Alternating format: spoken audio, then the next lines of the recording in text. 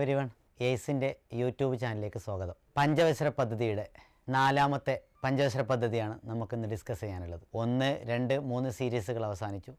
4ാമത്തെ 5 year പ്ലാനിനെ കുറിച്ചാണ് discuss ചെയ്യുന്നത്. 1969 മുതൽ 1974 വരെയാണ് 4ാമത്തെ 5 ഇയർ പ്ലാൻ എന്നറിയപ്പെടുന്നത്. അതിന് മുന്നേയായി 1951 മുതൽ 56 വരെ 1ാം 5 ഇയർ പ്ലാനും, 1956 മുതൽ 61 വരെ 2ാമത്തെ 5 ഇയർ പ്ലാനും, 1961 മുതൽ 66 വരെ 3ാമത്തെ 5 ഇയർ പ്ലാനുമായിരുന്നു. 66 മുതൽ 69 വരെ താൽക്കാലികമായി 5 ഇയർ പ്ലാൻ നിർത്തിവെച്ചു. ഇന്ത്യ ചൈന യുദ്ധവും 1962, ഇന്ത്യ പാകിസ്ഥാൻ യുദ്ധവും 1965, 1966 കടുത്ത വരൾച്ചയും ഇന്ത്യയുടെ പഞ്ചവത്സര പദ്ധതിയെ നിർത്തലാക്കി. ആ പദ്ധതി അറിയപ്പെടുന്നത് 3 വർഷത്തെ അറിയപ്പെടുന്നത് പ്ലാൻ ഹോളിഡേ എന്നാണ്. ഇനി നമുക്ക് ഡിസ്കസ് ചെയ്യാനുള്ളത് 4ാമത്തെ 5 ഇയർ പ്ലാനാണ്. 1969 മുതൽ 1974 വരെ പ്ലാൻ ഹോളിഡേക്ക് ശേഷം നടപ്പിലാക്കിയ പദ്ധതിയാണ് 4ാമത്തെ 5 ഇയർ പ്ലാൻ എന്നറിയപ്പെടുന്നത്. അന്നത്തെ പ്രധാനമന്ത്രി ശ്രീമതി ഇന്ദിരാഗാന്ധിയാണ്. ഇന്ത്യയുടെ ആദ്യത്തെ പ്രധാനമന്ത്രി ജവഹർലാൽ നെഹ്റു, 2ാമത്തെ പ്രധാനമന്ത്രിയായിട്ടുള്ള ലാൽ ബഹാദൂർ ശാസ്ത്രിക്ക് ശേഷം 3ാമത്തെ പ്രധാനമന്ത്രിയായിരുന്നു ശ്രീമതി ഇന്ദിരാഗാന്ധി. ഇതിലെ മോഡൽ എന്നറിയപ്പെടുന്നത് ഗാഡ്ഗിൽ ഫോർമുല എന്നറിയപ്പെടുന്നത്. ഡെപ്യൂട്ടി ചെയർമാൻ ഓഫ് പ്ലാനിംഗ് കമ്മീഷൻ്റെ അന്നത്തെ ഡെപ്യൂട്ടി ചെയർമാനായിരുന്നു ഗാഡ്ഗിൽ, മാധവ് ഗാഡ്ഗിൽ. അതുകൊണ്ട് ഗാഡ്ഗിൽ മോഡൽ എന്നറിയപ്പെടുന്നത്. മെയിൻ ഒബ്ജക്റ്റീവ് 3 പ്രധാനപ്പെട്ട ലക്ഷ്യങ്ങളായിരുന്നു 4ാമത്തെ 5 ഇയർ പ്ലാൻ ഉണ്ടായിരുന്നത്. 1, സ്ഥിരതയോടെയുള്ള വളർച്ചയും 2, സ്വാശ്രയത്വവും 3, ദുർബല വിഭാഗങ്ങളുടെ ഉന്നമനവും. 3ാമത്തെ പഞ്ചവത്സര പദ്ധതി കഴിഞ്ഞ് ഇന്ത്യയിൽ വൻ സാമ്പത്തിക പ്രതിസന്ധി നേരിടുകയും 3 വർഷം താൽക്കാലികമായി പഞ്ചവത്സര പദ്ധതി നിർത്തലാക്കുകയും ചെയ്ത ശേഷം നമ്മൾ പ്രാധാന്യം കൊടുത്തത് സ്ഥിരതയോടെയുള്ള വളർച്ച, സ്വാശ്രയത്വവും ദുർബല വിഭാഗങ്ങളുടെ ഉന്നമനമായിരുന്നു പ്രാധാന്യം നൽകിയിരുന്നത്. അടുത്തതായി നമുക്ക് പറയാനുള്ളത് പ്രധാന ലക്ഷ്യങ്ങൾ എന്തൊക്കെയായിരുന്നു എന്ന്. 4ാമത്തെ 5 ഇയർ പ്ലാനിൻ്റെ പ്രധാന ലക്ഷ്യങ്ങളായിരുന്നു കാർഷിക മേഖലയിൽ വൻ കുതിച്ചുചാട്ടം നടത്തി ഭക്ഷ്യ ഉൽപ്പാദനത്തിൽ സ്വയം പര്യാപ്തത കൈവരിക്കുക എന്നായിരുന്നു. അഥവാ കാർഷിക മേഖലയിൽ വൻ കുതിച്ചുചാട്ടം നടത്തി ഭക്ഷ്യ ധാന്യ ഉൽപ്പാദനത്തിൽ സ്വയം പര്യാപ്തത കൈവരിക്കുക എന്നായിരുന്നു 1ാമത്തെ ലക്ഷ്യം. 2, വിലക്കയറ്റം തടഞ്ഞ് സാമ്പത്തിക സ്ഥിരത, സ്റ്റേബിലിറ്റി ഉറപ്പുവരുത്തുക എന്നായിരുന്നു 4ാമത്തെ പഞ്ചവത്സര പദ്ധതിയുടെ അടുത്ത ലക്ഷ്യം. 3ാമത്തത് വിദേശ സഹായങ്ങളെ ആശ്രയിക്കുന്നത് ഘട്ടം ഘട്ടമായി കുറച്ചു കൊണ്ടുവരിക. അതിലൂടെ മാത്രമേ സ്വയം പര്യാപ്തത സാധ്യമാവൂ അന്നത്തെ സർക്കാർ വിലയിരുത്തി. 2ാമത്തെ വിലക്കയറ്റം തടഞ്ഞ് സാമ്പത്തിക സ്ഥിരത ഉറപ്പുവരുത്തുക. 3, വിദേശ സഹായങ്ങളെ ആശ്രയിക്കുന്നത് ഘട്ടം ഘട്ടമായി കുറച്ചു കൊണ്ടുവരിക എന്നതായിരുന്നു. 4ാമത്തത് സാമൂഹിക നീതിയും പ്രാദേശിക അസമത്വങ്ങൾ പരിഹരിക്കലും എന്നിവ ഉറപ്പാക്കുക എന്നായിരുന്നു. സാമൂഹിക നീതി ഉറപ്പുവരുത്തുക, സോഷ്യൽ ഇക്വാളിറ്റി, പ്രാദേശിക അസമത്വവും പരിഹരിക്കലും ഉറപ്പാക്കുക എന്നായിരുന്നു 4ാമത്തെ പ്രധാനപ്പെട്ട ലക്ഷ്യം. 1969 എന്തൊക്കെയായിരുന്നു 4ാമത്തെ പഞ്ചവത്സര പദ്ധതി സംഭവിച്ച കാര്യങ്ങൾ. 1969 ജൂലൈ 19 50 കോടി മുകളിലുള്ള 14 ബാങ്കുകൾ ദേശസാൽക്കരിച്ചു. Nationalisation of 14 commercial bank in 1969 July 19. 1969 July 19 14 ബാങ്കുകൾ ശ്രീമതി ഇന്ദിരാഗാന്ധിയുടെ നേതൃത്വത്തിൽ ദേശസാൽക്കരിച്ചു. എന്താണ് ദേശസാൽക്കരണം? നാഷണലൈസേഷൻ എന്നറിയപ്പെടുന്നത്. നാഷണലൈസേഷൻ മീൻസ് മുഴുവൻ കൺട്രോളുകളും മുഴുവൻ നിയന്ത്രണങ്ങളും സർക്കാരിൻ്റെ അധീനതയിൽ, സർക്കാരിൻ്റെ പരിധിയിൽ കൊണ്ടുവരുന്നതാണ് ദേശസാൽക്കരണം എന്നറിയപ്പെടുന്നത്. 1969 ജൂലൈ 19 14 ബാങ്കുകൾ ദേശസാൽക്കരിച്ചു. ഇന്ത്യയിലെ 14 പ്രമുഖ സ്വകാര്യ വാണിജ്യ ബാങ്കുകളുടെ കേന്ദ്ര സർക്കാർ ദേശസാൽക്കരിക്കുന്നത് 1969 ജൂലൈ 19. 1969 MRTP ആക്ട് നിലവിൽ വരുന്നത്. എന്താണ് MRTP act? Monopolist restrictive trade practice എന്നറിയപ്പെടും. Monopolist and restrictive trade practice എന്നറിയപ്പെടുന്ന MRTP ആക്ട് നിലവിൽ വന്നത് 1969. പിന്നീട് അത് ഭേദഗതി ചെയ്ത് 2-3 തവണ ഭേദഗതി ചെയ്ത് പിന്നീട് ആ നിയമം നിർത്തലാക്കി. ഇപ്പോൾ അതിൻ്റെ പകരമായി വന്ന സംവിധാനമാണ് കോമ്പറ്റീഷൻ ആക്ട് 2002. 2002 കോമ്പറ്റീഷൻ ആക്ട് നിലവിൽ വരുന്നത്. എന്താണ് മൊണോപ്പൊളി MRTP ആക്ട് എന്നറിയപ്പെടുന്നത്? വൻകിട വ്യവസായങ്ങളുടെ കുത്തക തടയുന്നതിനായി നിയന്ത്രണ നിയമം കൊണ്ടുവരിക. വൻകിട വ്യവസായങ്ങൾ മാത്രം കുത്തക തടയുന്നതിനായി, അവർ മാത്രം ഉയരുന്നതിനായി അത് നിയന്ത്രിക്കുന്നൊരു നിയമമായിരുന്നു MRTP ആക്ട് എന്ന് പറഞ്ഞാൽ 1969 വന്ന മൊണോപ്പൊളിസ്റ്റിക്സ് റെസ്ട്രിക്റ്റീവ് ട്രേഡ് പ്രാക്ടീസ് എന്നറിയപ്പെടുന്നത്. 1970 ഓപ്പറേഷൻ ഫ്ലഡ് വൈറ്റ് റവല്യൂഷൻ എന്നറിയപ്പെടുന്നത്. ഇന്ത്യയെ ക്ഷീര ഉൽപ്പാദനത്തിൽ സ്വയം പര്യാപ്തമാക്കാൻ വർഗീസ് കുര്യൻ്റെ നേതൃത്വത്തിൽ ആനന്ദിൽ ആസ്ഥാനമായി ആരംഭിച്ച ഗുജറാത്തിൽ ആസ്ഥാനമായി ആരംഭിച്ച പദ്ധതിയാണ് എന്തറിയപ്പെടുന്നത്?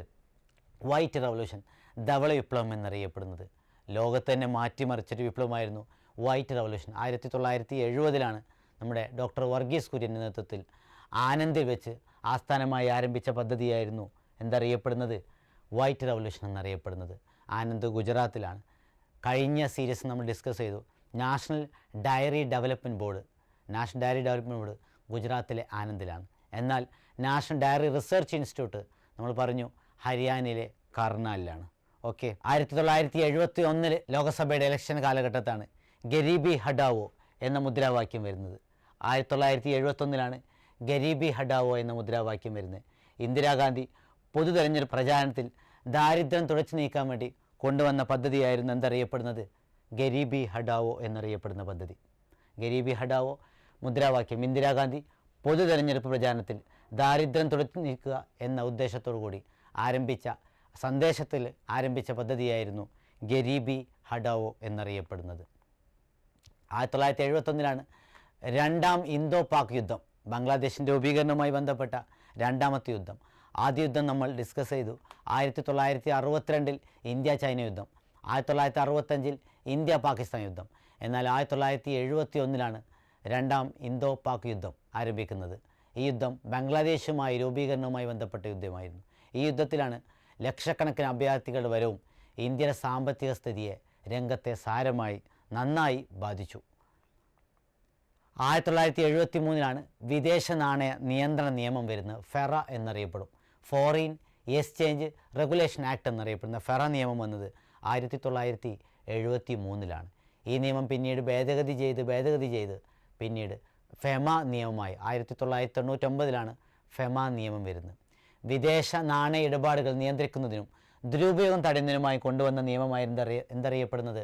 ഫെറ നിയമം, ഫോറിൻ എക്സ്ചേഞ്ച് റെഗുലേഷൻ ആക്ട് എന്നറിയപ്പെടുന്നത്. 1973 വന്ന നിയമം പിന്നീട് ഭേദഗതി ചെയ്ത് 1999 FEMA, foreign exchange management act എന്ന നിയമം വന്നു. 1973 ഇന്ത്യയിൽ പ്രൊജക്റ്റ് ടൈഗർ, കടുവയുടെ സംരക്ഷണത്തിനായി ജിം കോർബറ്റ് നാഷണൽ പാർക്കിൽ ആരംഭിച്ച പദ്ധതിയായിരുന്നു പ്രൊജക്റ്റ് ടൈഗർ. ഇപ്പോൾ ആകെ നാഷണൽ ടൈഗർ അറിയപ്പെടുന്നത് 58ഓളം നാഷണൽ ടൈഗർ പ്രൊജക്റ്റ് ഇന്ത്യയിൽ സ്ഥിതി ചെയ്യുന്നുണ്ട്. 1973 പ്രൊജക്റ്റ് ടൈഗർ, കടുവകളുടെ സംരക്ഷണത്തിനായി ജിം കോർബറ്റ് നാഷണൽ പാർക്കിൽ ആരംഭിച്ച പദ്ധതിയായിരുന്നു ജിം കോർബറ്റ് എന്നറിയപ്പെടുന്നത്. അടുത്തതായി 1974 മെയ് 18, വളരെ ഇമ്പോർട്ടൻറ്റ്.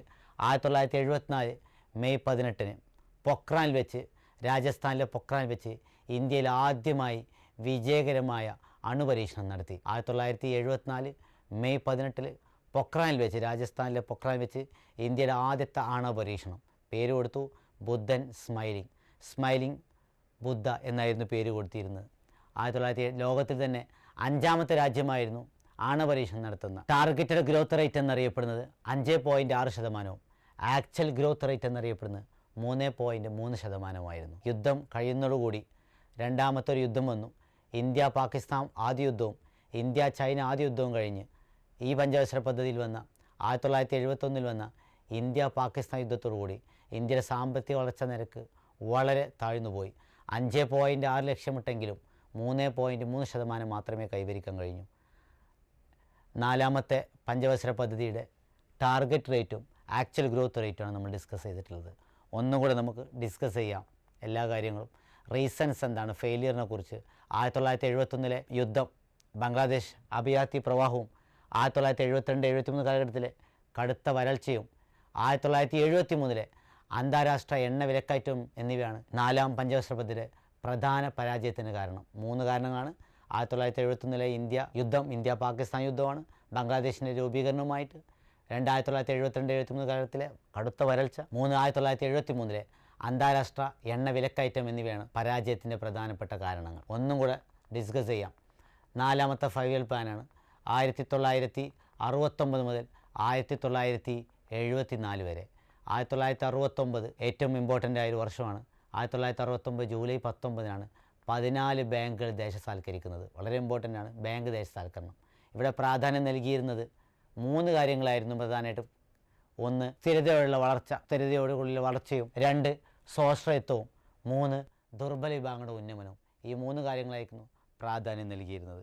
മാത്രമല്ല പ്രധാന മറ്റു ലക്ഷ്യങ്ങളായിരുന്നു കാർഷിക മേഖലയിൽ വൻ കുതിച്ചുചാട്ടം നടത്തി ഭക്ഷ്യ ഉൽപ്പാദനത്തിൽ സ്വയം പര്യാപ്തത കൈവരിക്കുക എന്നായിരുന്നു പ്രധാനപ്പെട്ട ലക്ഷ്യം. രണ്ടാമത്തെ ലക്ഷ്യം വിലക്കയറ്റം തടഞ്ഞ് സാമ്പത്തിക സ്ഥിരത ഉറപ്പുവരുത്തുക എന്നതായിരുന്നു.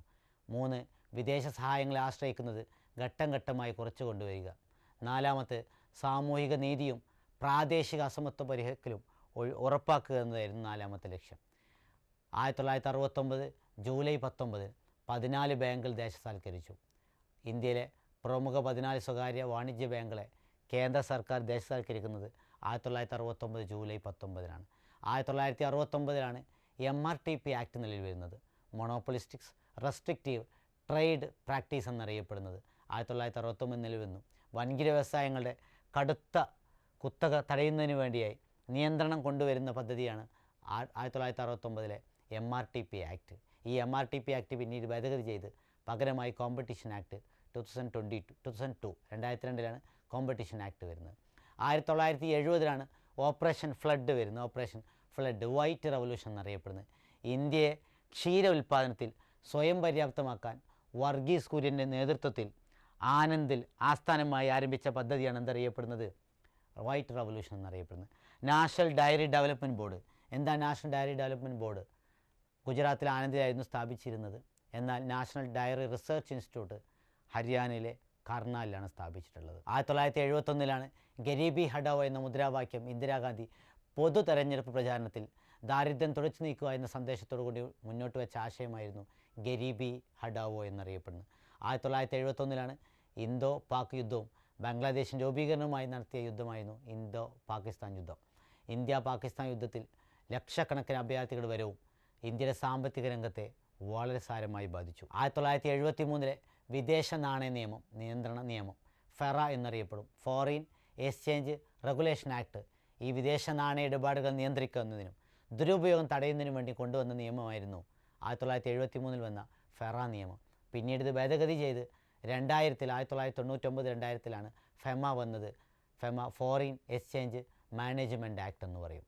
1973 പ്രൊജക്റ്റ് ടൈഗർ കടുവകളുടെ സംരക്ഷണത്തിനായി ജിം കോർബറ്റിൽ ഒരു നാഷണൽ പാർക്കിൽ ആരംഭിച്ച പദ്ധതിയായിരുന്നു പ്രൊജക്റ്റ് ടൈഗർ എന്നറിയപ്പെടുന്നത്. 1974 മെയ് 18 രാജസ്ഥാനിലെ പൊക്രാനിൽ വെച്ച് ഇന്ത്യയുടെ ആദ്യത്തെ ആണവ പരീക്ഷണം നടത്തി. പേര് കൊടുത്തു ബുദ്ധൻ സ്മൈലിംഗ്, ബുദ്ധൻ ചിരിക്കുന്നു എന്ന പേര് കൊടുത്തു. സാമ്പത്തിക വളർച്ചാ നിരക്ക് പ്രതീക്ഷിച്ച വളർച്ചാ നിരക്ക് 5.6%. ആക്ച്വൽ ഗ്രോത്ത് റേറ്റ് കൈവരിച്ച വളർച്ചാ നിരക്ക് 3.3%. രണ്ടാമത്തെ 1971 യുദ്ധത്തോടു കൂടിയാണ് ഇത്രയും വളർച്ചാ നിരക്ക് കുറയാൻ കാരണമായിട്ടുണ്ടായത്. 4ാമത്തെ പഞ്ചവത്സര പദ്ധതിയാണ് ഇതുവരെ നമ്മൾ ഡിസ്കസ് ചെയ്തിട്ടുള്ളത്. ഇനി നമുക്ക് അടുത്ത വീഡിയോയിൽ 5ാമത്തെ പഞ്ചവത്സര പദ്ധതി കാണാം. LP UP LD കോഴ്സുകളിലേക്കുള്ള എയ്സിൻ്റെ അഡ്മിഷൻ ആരംഭിച്ചിട്ടുണ്ട്. മുഴുവൻ ആളുകളും ഇന്ന് തന്നെ അഡ്മിഷൻ ഉറപ്പുവരുത്തുക. ഓക്കെ, അടുത്ത വീഡിയോയും കാണാം. Thank you.